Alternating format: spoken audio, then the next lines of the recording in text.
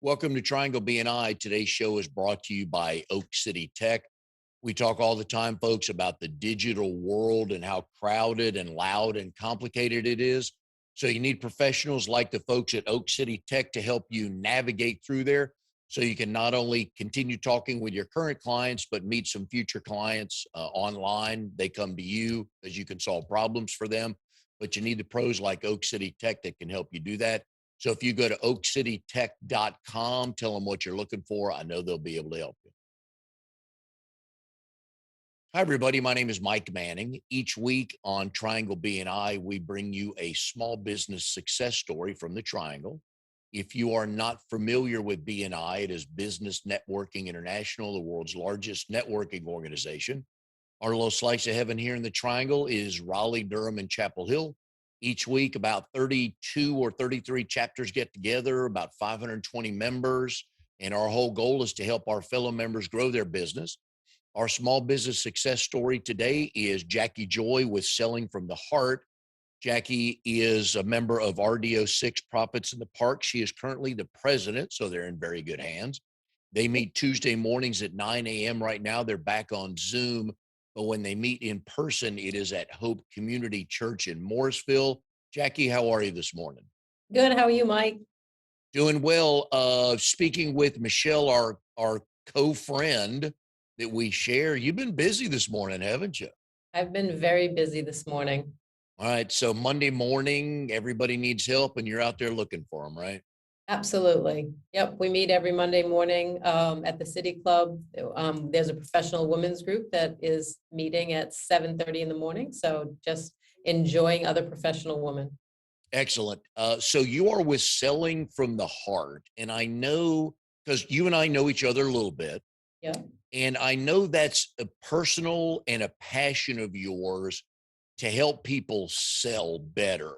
Now, what we always think about with salespeople is cold, hard closers. They just want the sale. They want the number. They could care less who's happy about it. They just want to meet their quota. But you bring a whole new world to this in helping them connect with their clients. Absolutely. We are more about the soft skills, the how do you communicate with people? How do you build trust? We have a trust formula that we teach to our clients to be able to be more authentic, bring meaningful value, inspirational experience times discipline habits, which is our trust formula, and just to how to communicate and build on relationships. It's not about the closings, it's all about the opening. And one of the things I've learned at BNI is that it is the relationship because you are also a platinum agent with US Health Advisors. Yes. And there's 10,000 insurance agents walking around either North Carolina or the continental United States.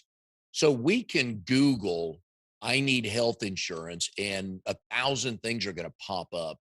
But what I've learned from BNI in building these relationships is they're buying you, which I always think is good. Absolutely.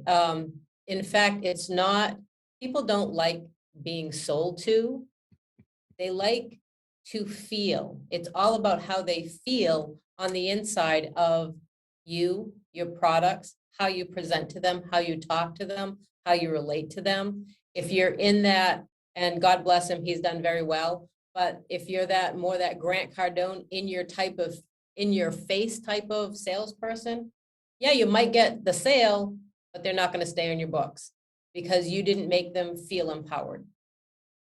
And there's a fine line on that because if you own or are in the small business world, you're a salesman, whether Mhm. you know it or not. You could be dialing the phone, doing cold calling, or you could be at the front desk when a customer walks in and you help solve the problem.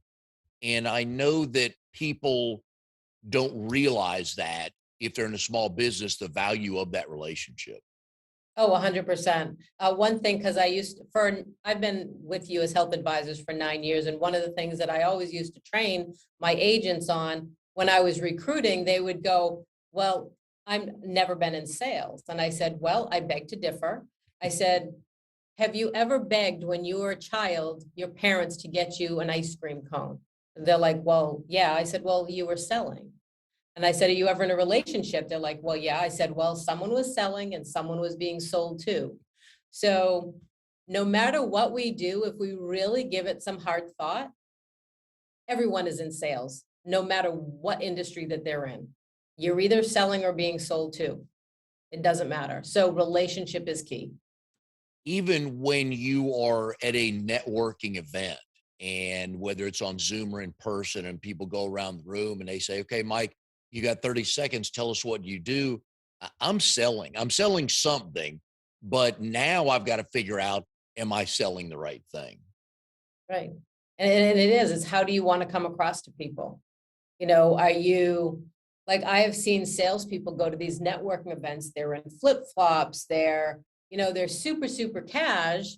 And yeah, that's fun. But hey, you're also a mortgage broker. Do I really want someone so casual looking after my home? Or you're in a financial advisor. Hey, do I really want someone that looks like they're partying all the time instead of watching my money and how it's going to grow? So we're our own brand, and a lot of people don't even think of that. Perception does matter. And I've been in, throughout my corporate world, done quite a bit of roles that involved customer service, and their perception is our reality. So if you're right, so if they think, oh, well, here's Mike, well, I really liked him, but dude showed up in flip flops and a Hawaiian shirt, and now that's a me problem. If they're thinking, like you said, ooh, I don't know if he's focused enough or professional enough or detailed enough to want to take care of my business. Right. Like, of course, we're both in BNI. So one of the things that if you have a member that's always late to your meetings, what's your thought as another member? Are they going to do that when they have a message if with one of my referrals that I'm sending to them? So people don't really think of or if they're have to complain about something, are they going to complain about the referrals that I send them, or are they complaining about me? So that's how people think, because everybody is me centered. They think of that first, and people don't realize that when they're, you know, you want to be your authentic self, but you also have to be cognizant on perception as well. Yes, something I've never liked using is my filter, Yeah. because it really takes a lot of fun out of a conversation, of the things I really want to say, but time and place for everything, isn't it? Yes. Well, there's few people that can get away with truly being 100% themselves. I think Jeffrey Gitomer, if you're familiar with him, I think he's the only one that can really, really do that and still be super uber successful. Yeah, I worked, one of the jobs I had early on, this would have been, is it what, late 80s, early 90s. We're living in, hang on a sec, mid 90s. Sorry. We're living in Atlanta. I was working at Turner Sports, and Ted Turner fell into that category. He Mhm. pretty much said whatever he wanted. And, people needed to listen. They had to listen, but it was smart of them more times than not to listen, because they kind of knew what he was talking about. That's right. It's funny. When you are meeting with a client who's got a sales team, Okay. what are a couple things? I know there's some salespeople that listen and watch the show. Okay. What are a couple things to to keep in mind when they are figuring out, okay, how do I go about selling our services and products, which I believe in 100%? What are some things they can think about to get that message across? Well, one of the things that when you're first communicating with someone, you don't want to just dive in with, oh, I know your problem and here's my solution. It's really getting down and not being afraid to ask some fundamental questions. So like, okay, say we're at the end of 2022. What did your year look like? What did you accomplish? What are your goals? Because what we think might be their goals and what they might think their goals are, there's a lot of issues that are unsaid. But if you get them to open up, and by questioning, and not your normal questions, like I'll just give you an example. When I was in with US Health Advisors, I said, before I take, of course, I was old school. I was, we had paper leads, Yep. but I was all face to face once upon a time. But when I did go face to face, it was like, you know what, before I even take out anything, let's talk about what you currently have for coverage. What does being insured mean to you? You will find that all different people have different ideas of being insured. Some people will go, well, I want to protect my assets, which is what most people would think. I've had a lot of people go, I just want my wellness visits taken care of. And I'd go, my brain, of course, is thinking, seriously, that's all? You don't care if your house burns, your place burns down, or you get a real bad catastrophic something? But you have to take people for where they're at. There's too many times I've seen agents go in and the customer will go, well, I'm really interested in critical illness because, I had a brother that had cancer.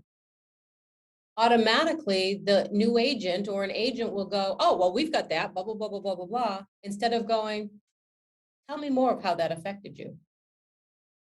Why is that as important to you now that this, and just really having those heart-centered conversations. And too many agents don't have those heart-centered conversations. It's just surface level. Here's what I think you need, instead of really finding out, like, one of the most biggest that was good English right there. One of the biggest challenges that comes up in most industries is trust. They don't trust. Only 3% of people trust salespeople. That's pretty low. The highest trust industry are nurses. Everybody trusts nurses.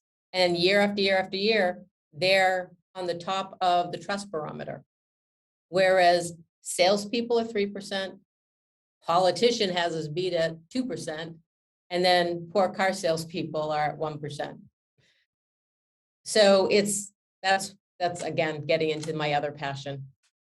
And I agree with you on the questions. Not only is it good to find out what problems that individual has, but the more situations like that they bring up, that, well, I was thinking of this and this and this, gives you even more opportunities to show them how the solutions you bring to the table for them. Absolutely.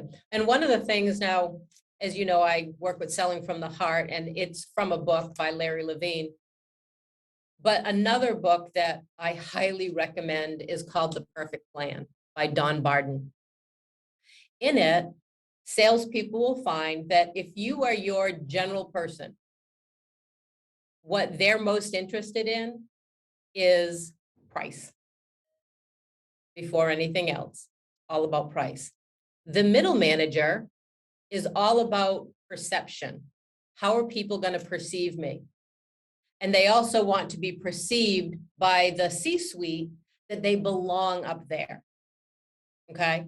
So when you're talking with mid-level manager, you want to talk about how they're going to be perceived if they do whatever you're bringing to the table. Now, the C-suite is ROI. Most people erroneously think that it's return on investment of money, but it's return on investment of time. So, and it's funny because I know the author, and he actually trains the top 1%ers.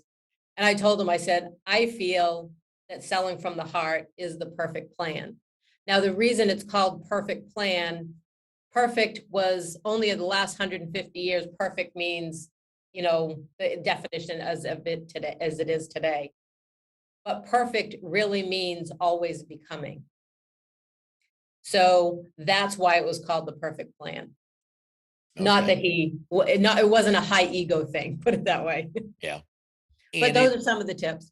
yeah. And it goes back to, we always hear about comedians when they tell a bad joke and somebody goes, dude, you need to know your audience. It's understanding who you're calling on to Mhm. do just a little bit of intel on them to find out who they are personally and who they are professionally and what they're looking for. And a lot of people just don't take the time. They just figure like, oh, another sales opportunity. Let me walk in and I'll spill my guts about everything we can do for them. Yeah, and sometimes, and the reason why we ask more heart-centered and relationship questions is because if you're talking to a man, one of the leaders, VP, CEOs, whatever, whoever you're talking to, and it's really important them, like you and I, we both have grandchildren. How important it is for us to have time with that grandchildren. If there was a product that would help us with this time frame to give us more time with that grandbaby, I'm all in. Yep. So it's knowing those little facts about them of what their likes are. And that's why it's not just to go, all right, I got to do my mandatory. So who's your wife? Who's your kids? Who's your, you know, it's to find out what's important to them. Oh, you're a boater? And it's also a good connection tool. But that kind of has been overused in the years, like, oh, I see this fish mounted on your wall. Oh, you're a fisher? Well, some of the leaders have gotten cognizant to that, and they'll put a fish on the wall just to see how the salesperson will react to it. So it's really beyond the trophy fishes. Yeah. And when I was, my brother and I had a commercial cleaning company, which is how I got into BNI first. And I would do a lot of cold calling to medical offices. And when I walked in, I was begging for a picture or something on the wall to talk to them about that and stay away from, hey, I'm selling you cleaning. We'll get to that. But I was begging for anything else to talk about than just selling. Yes, I can relate with that. We are here with Jackie Joy, selling from the heart. She works with sales teams and shows them how to connect better with clients through relationships, because that's where the depth of their money's going to come from, is building those relationships. People will stay with you longer. Jackie's a part of RDO6 Profits in the Park. They meet Tuesday mornings at 9 a.m. Right now they're on Zoom. So if you're looking for something to do tomorrow morning at 9 a.m., Jackie's group is a wonderful group to go to. We've had a number of folks from her chapter on the show here. Today's show is brought to you by Oak City Tech. You do not own your digital world, folks. Facebook can cancel you in an hour. YouTube can cancel you later on this afternoon. Somebody else owns that. But little things like you can do to promote your company are email lists and newsletters. You control all that. And the folks at Oak City Tech can help you put that plan together to understand what you can control and what you own. So if things go haywire, you're still in good shape. So go to oakcitytech.com, tell them what you're looking for. I know they'll be able to help you. All right, Jackie, males and females, how do they sell different, and do potential clients react to that the same way? Um, they sell different, but yet in some instances they sell the same. Sometimes, and this is not to be sexist, sometimes there's some females and both some males that can connect better with clients from the get-go. A lot of that, to me, I don't really think it's a male-female thing. I think it's a mindset training thing. Because if you have a brand new agent that has never been in sales, and it depends on how they're taught, or, well, one of the how I got into selling from the heart is the training that I was being taught. I went, yeah, that's just not me. Because it was that kind of in your face type of questions. And I did it naturally. Some people have a hard time doing it naturally. Like I had one poor girl, I love her dearly, but she had been brought up in the banking industry. So the minute she got on the phone, Miss Banker voice came on. And she was a completely, and I'm like, so when she get off the phone, I'm like, what are you doing? She goes, well, I'm making calls. And I'm like, not like that, you're not. I said, you got to be that same person that you would be if you're bellying up to a bar with your best friend and you're just having a great conversation. Where'd that person go? Because people want to engage with that person. But she had that banker mentality, and I'm not picking on the bankers, this just happens to be her story, was so ingrained in her because she was selling millions and billion-dollar loans. She was just so stoic when she got on the phone. And it's like it's like it was kind of weird. It's like she couldn't be herself anymore. I am a So firm believer that you can tell when somebody is smiling on the other end of the phone. 100%. And 100%. and you can tell when you are answering a 1-800 phone call, if there's a human on that end of the line, you can tell real quick if they really care or they're just reading a script. Absolutely. You can tell if they're sitting or standing. We just had someone on our podcast called Cindy Ashton, and that's one of the things that she teaches salespeople is how to actually do a few exercises before you get on the phone, so you come across more confidently. It Interesting. was really the coolest thing. Do you Let me back up. So we're coming up on almost 2 years of Zoom. Yep.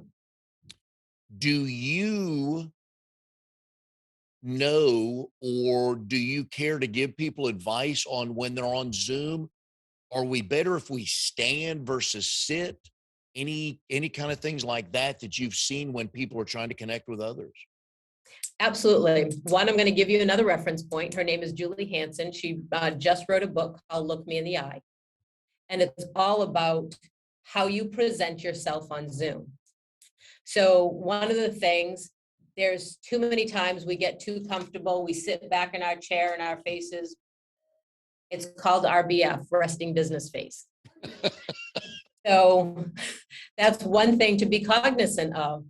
If you're on Zoom, put the person you're speaking to right under the camera so it looks like you're looking them in the eye, as opposed to we have as human natures, oh, what do I look like? And if you have yourself on the bottom right-hand corner, you're always, so now it looks like you're looking down instead of looking at someone right in their face. The other thing is if you're going to sit on the edge of your chair so your spine is straight and you have more confidence. So those are a few. And then if you can stand, they say standing is the best way because your spine is straight. You're going to feel more confident. But those are some of the tips. My favorite is the person who doesn't think anybody knows they're checking email. Oh, yeah. That's, well, or they're looking at themselves. There was one, I was on it was actually a BNI speed networking nationally. Mm. I actually had to put a sticky note over this girl because it was so distracting. But she was plait her hair and she was, oh, and then she was brushing it. And I'm going, really? Oh, and then someone would go and get some, it's always time for breakfast or lunch and it's time to eat. I'm like, okay, put yourself, go away. If Yeah. you're going to do that. If you can't pay attention, either take your camera off or let's not have the call. Yeah. And I also think it's very rude, and this is just my personal opinion, when you're on a Zoom call, put your camera on. Mhm. You know, it is especially for speakers, we want to engage with the audience. Well, we can't engage with you if we don't see you. You know, if you're on there to get advice and to ask advice, why not show your face? You know, and I've always been a firm believer, even when I was a stay-at-home mom, I always got up and got dressed and put makeup on to get ready for the day. I've had agents because when working out of the house, you know, they tend to wear their PJs or whatever, or no one's going to see me. I've had agents that would get up, get dressed, put their business suit on or however they want, leave their house and then walk through the front door like they're getting ready for work. It's a mindset thing. Nice. I like that. I do new member training for BNI members. And especially when we talk about Zoom, I asked them a couple things on Zoom. If you were never able to talk, would people know what you do? Which is why I have business coach, podcaster, and grandfather by my name, because more people ask me about grandfather than anything else, which is fine with me. And Yep, then the other thing is, if this was the only 30 seconds anybody ever heard from or about you, now how valuable is the 30 seconds on how you look and what you say? absolutely. Especially if it's perception and appearance and you're your own brand. Mhm. You know, for years, up until I recently started with Selling from the Heart, I branded myself with US Health Advisors. Everything I wore, everything I had. So to me, if someone had a bad review, I took it personally because I felt like that was a mar on my name. Even though I wasn't the one that didn't connect with customers, I seem to attract that a lot is when they can't find their own agent, somehow they find me. I had someone on New Year's Eve, hadn't heard from their agent in 2 weeks, not even in my region, division, or anything. Somehow out of Florida, they found me. So on New Year's Eve, I'm like troubleshooting for someone else. But you have to, you have to help. It's all about being of service to our fellow man. Yep. And people remember stuff like that. And they may not call you back for 6 more months, but they're going to remember that a ton. Couple things I like about you, Jackie. One is I think you're one of the few people since 2001 to only have 3 jobs. That says a lot Yeah. for stability. You were with the school board of Brevard County down in Florida. Then you went to Mhm. US Health Advisors, which you're still doing, and now you're doing Selling from the Heart. Um, Stability, you kind of like that, I gather, right? I do. And I left the school board. I loved working for the school board, but I'm also that type of person. I am forever a student. So I left it because I learned everything that I needed to know. And I actually had gone back to school. I have a degree in computer information systems. Of course, I got it later in life. I had already had my associates in business, but went back because the computer is natural for me. It's a natural extension of me. So I'm like, oh, I'll go get my degree and go work in that field. Well, I was in my mid 40s and yeah, I was kind of already in that too old bracket for people to even want to think of hiring me. They're like, well, you can intern. And I'm like, yeah, not when you have 3 kids and 2 in college and 1 in high school. That just does not work. I need to make more money, not give my time away. So that's why I moved from there. Selling from the Heart, I mean, US Health Advisors, their mission of hope, that's their mission, helping other people every day. That just resonates who I am, which is why I still have a toe in it to help people with that. But my passion is selling from the heart. And even though it kind of sounds like, oh, fluffy, it isn't. It is more of this is how you need to be authentic. My passion is to change the focus of how people think of salespeople because it is such an honorable profession. But because of some of the past trainings, Wolf of Wall Street to name one, Grant Cardone style too, it kind of doesn't lend itself to some people. I think we've lost some really great salespeople because of how the soft skills trainings or lack thereof has been. So that's truly my passion. So speaking of selling with you as the client, you as the customer, Mhm. who sold you your first motorcycle? Um, pretty much sold it myself. My first motorcycle when I had always dated guys when I was in high school that had a motorcycle, and I love the feeling of just freedom. So unfortunately, this is a happy, sad story. In 2006, my aunt had passed away, and she gave us all a certain amount of money. And I am the type that I will take care of everybody else around me, and I'm the last person. So that's changing after all the studying I've done. But I wanted to get something for me, so I bought my first motorcycle. So, and then now I'm on my second one. So And why the need to change to the second one? And did you know exactly what you wanted, or did somebody talk you into it? Oh, no, my second one, we were actually on the way to the Harley dealership with my husband, he wasn't at the time, and the electronics went, because I bought my first one, it was used. Um, the electronics started going. We were literally at the stoplight before the Harley Davidson store. So he goes, well, we're getting you a new bike because that one's not making it home. So I walked around the store, and I'm one of those people, when I see what I want, I just know it.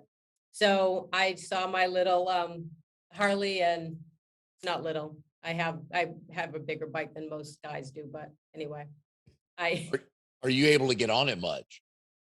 I we actually, since we moved to North Carolina, I've ridden it more here than South Carolina. I would not drive by myself because they do not watch for motorcycles there. I was on it a couple times and almost got hit by some of the people that drove there because they don't pay attention.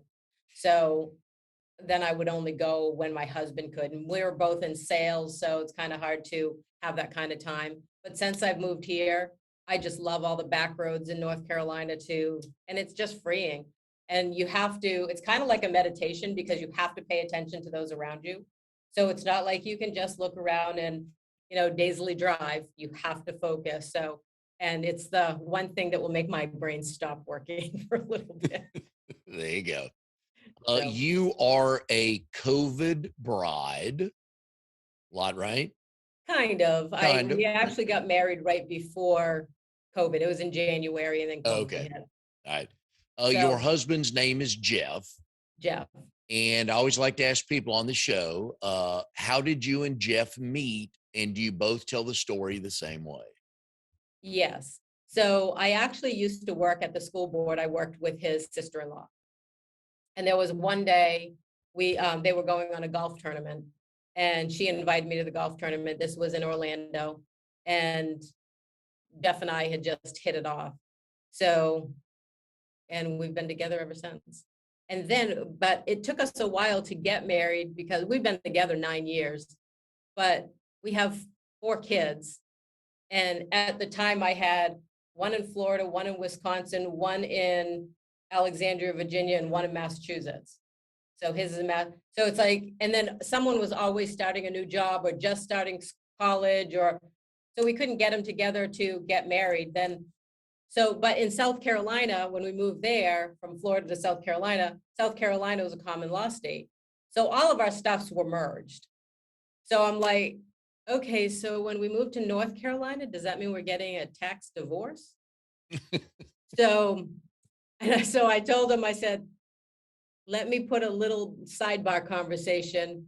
I'm not doing 2 sets of taxes.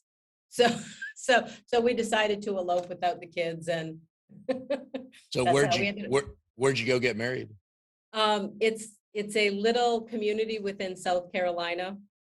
My girlfriend is an ordained minister, so it's called Port Royal. So we got married there. No. So And nothing changed other than the paperwork with the government. Nothing changed, right? pretty much. Well, his last name is Ryback. It's Ribak. And I told him, I'm like, I'll hyphenate it, but I'm keeping Jackie Joy business wise because that's how everybody knows me. And people remember me because of my name. Yep.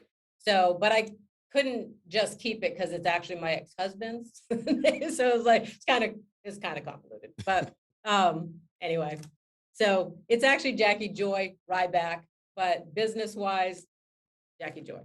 And it's a memorable name. So I'm with you. Why not keep it? Yep. And I have so many people go, you emulate your name. And I'm like, well, I try. Thank you. All right. So let's talk about grandkids. Mine my is, I think it was what, 3 years, 5 months, and 13 days if you're counting. How old is your granddaughter, Harper? She is 2 years and 3 months. All right. Where does she live? She, for her first year of her life, she lived with us, but now they live in Fuquay-Varina. We Okay. let So them move out on, we let them move out on their own. Yeah, happily, you probably helped them. Well, I But kind of said, you guys can go, just leave the baby with yeah, me. I was going to say, don't go too far though. No, it's killing me because it's 45 minutes from my house. So Yeah. it's tough when they lived across my house and now it's 45 minutes. But, I'm just so happy for them, but I can't get enough of her. Oh, I'm with you on that. And what does Harper call you? Meme. I'm French. Ah, okay. I was going I'm to ask that. 100% French. Okay. So What Meme, was your maiden name? forest or forêt in French, forest. Okay. And So who's the French side is on whose side of the family? both sides. All right. Are you bilingual? Not anymore. I used to be when I was little, all I spoke was French, but I lost Oh, it growing up. Mhm. oh wow. So your folks did they speak just French to themselves? Yes. Okay. In fact, they would tell a story and then they would say the punchline in French, so we didn't understand it all. Used to drive me crazy. Did you have American friends come over and every now and then like, whoa, folks, English here? No, I can't remember that. Well, most of the friends that I hung around with were all French Canadian. Okay. All So right. I'm assuming by your accent, you did not grow up in the South. what? I don't sound Southern to you? No, I'm from Maine. So I'm we'll a go with maniac. we'll go with Southern Maine. Okay. Southern. Well, I was Southern Maine actually. See, I can get that now. I have never been there, but I understand it is beautiful up there.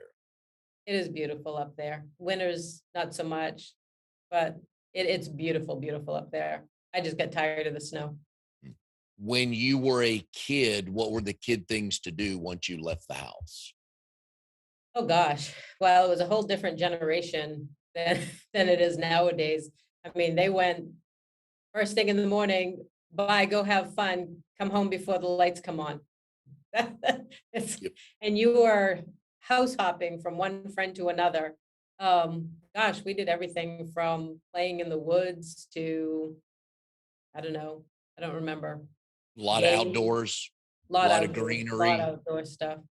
I mean, growing up, I had a motorcycle. I used to go skiing. There's just, you know, I love being outdoors, camping, hiking, a lot of fun stuff. How good was your ski game back then?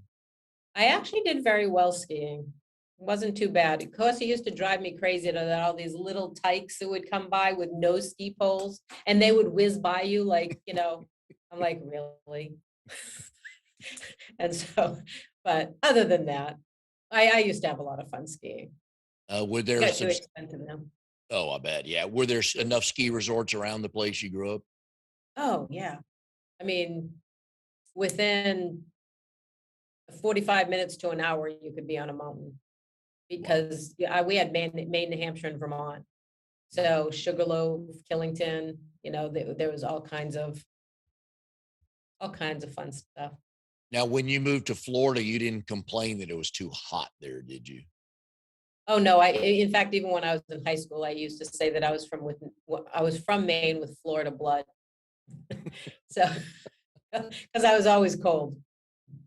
I used to say I can't wait till menopause because I'll finally be comfortable. So, Yeah. Do you find yourself selling to Jeff, and does Jeff know that he's being sold to? um, oh, probably. I am sure because we know more about each other's sales lives. So yeah, we actually have a really great personal and working relationship. We bounce each stuff off each other all the time, but so, yeah, we don't beat around the bush. It's just like, hey, this is what I need. Like the other night, my son was coming over. I'm like, I've got so much to do, guys. You figure out dinner. Mm, yep. Of course, they were still trying to involve me. I'm like, you forget this whole sentence of you guys figure out dinner. Yeah. Well, What we part don't of know no? what you can eat. Not worried about me. You guys figure out what's for dinner. What part of no way do you not understand? Right. That's right. If somebody has just started a small business, whether they Yep. have an employee or not, today or tomorrow, when they go out on a sales call or to a networking event, Mhm. What's one or two things you would advise them on prior to the contact and during the contact? So one of the things, if they're going to a networking event and they have a list of people that are attending the event, is to just identify one or two people that they'd want to connect with. Someone that would be, I look at it in two different facets. Either one that would be a good business partner for me, or someone that I could, you know, offer my products and services to. So you're not going out and going, "Well, here's my business card. Here's my business card. Hey, call me, call me. Oh yeah, you're good. Call you." I mean, you never, ever, ever, ever, ever, ever. Did I mention ever? Want to do that? Um, so just identify a few people, and then I try to get them to talk first. So I'm asking them questions. Because at the end of the time, if they're brought, I always tell this to my agents, if they're brought up properly, they will automatically go, well, what is it that you do? You know? So those are a couple of things that, and then there's actually a TED talk on this, is watching people's body language when you're going in. So if you have two people and they're standing face to face like this, that's a closed conversation. If they're like this, that means they're open to someone else coming in the group. So, and to pay attention to that. The first people I usually go for are the little stragglers that are by themselves in the corner because they don't dare to engage to anybody. So it's like I have this like mother habit of I want everybody to feel warm and welcome. So those are usually the first people that I go and engage conversation with, is the shy ones that don't dare to engage. I always tell people if you either own or are in business and you have a book of business to grow, that means you eventually have to get out and meet people or meet with people. Yep. And I always just tell them, just be curious on who you're meeting and what they're about, what they're looking for. Just be a little curious. So when you go to meeting, it's like, oh, I wonder who I'm going to meet today instead of, oh, crap, another meeting. Big Right. difference. But a lot of people just aren't curious. Yeah, in fact, that's one of my big statements that when I'm talking to someone, "Hey, Mike, just curious, you know Mhm. what?" And then ask whatever question might be coming to mind. "Oh, just curious. How did you get Mhm. started in your business? Just curious. What led you to that?" And having those kind of, and that's just all about authentic selling. It's just being curious, being real, caring about what your fellow man is doing or why they're doing it, or those type of things, just being real with them. And if they're passionate about what they do, they're going to want to tell you that story. Oh, 100%. 100%. Sometimes you can identify, like, another agent that I had. She was kind of working with US health advisors, but the minute she started talking about when she went to hairdressing school, she lit up like a tree. I'm like, did you ever think of going back to hairdressing school, get your certification? I said, because you obviously love it. It is like, and when you love what you're doing, it's not a job. You can't wait to get up and do it. Like I do a lot with LinkedIn and social media and stuff like that for selling from the heart. It's not a task for me because I want people to really know about who they are as a person so they can become their authentic self. So, I'm with you. It's about relationships, yep. and you can't explain it to people enough, and you can't explain how deep those. The deeper the relationship, the longer they'll stay as a client or a referral partner. And Mhm. because again, you ask people, who do you know best? Oh, let me tell you. Oh, I've known Jackie for 14 years. All right. So why? Oh, well, one day, and you're off and running with the story. And then you make the point of, you probably need a few more like Jackie, don't you? Oh, I'd love to meet 10 more Jackies. All right. So now let's go look Yeah. for them. Yeah.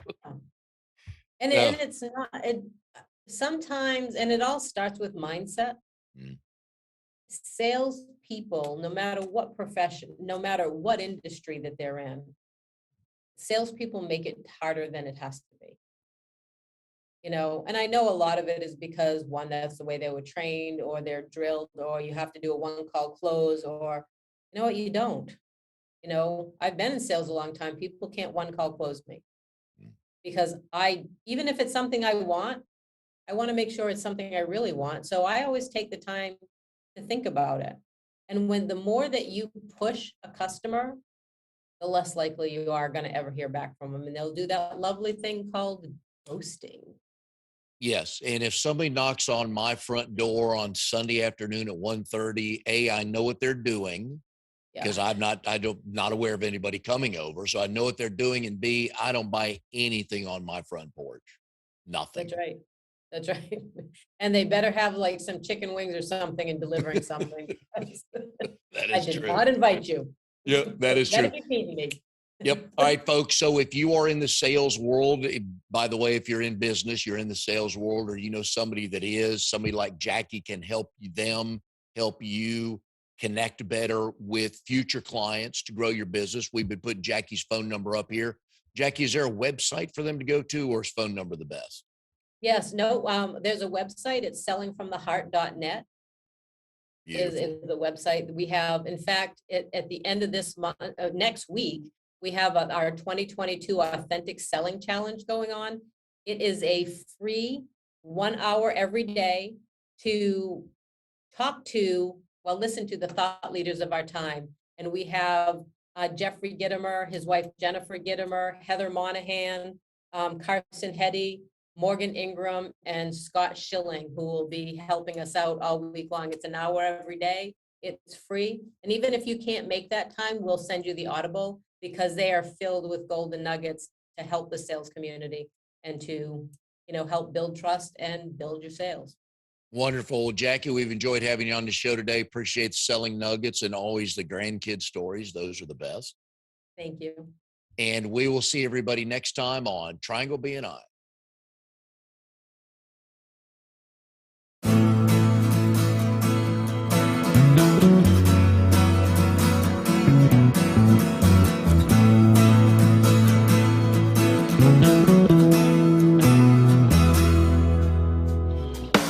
You are tuned to the Nissan Communications Network. If you tuned in too late, you can always watch each program in its entirety or download an MP3 audio file of it in the archives section at nissancommunications.com. Don't forget to subscribe to our YouTube channel, follow us on Twitter, and like us on Facebook. Sponsored by StreamingGear.com, Carolina Apparel, and DeltaForce.net.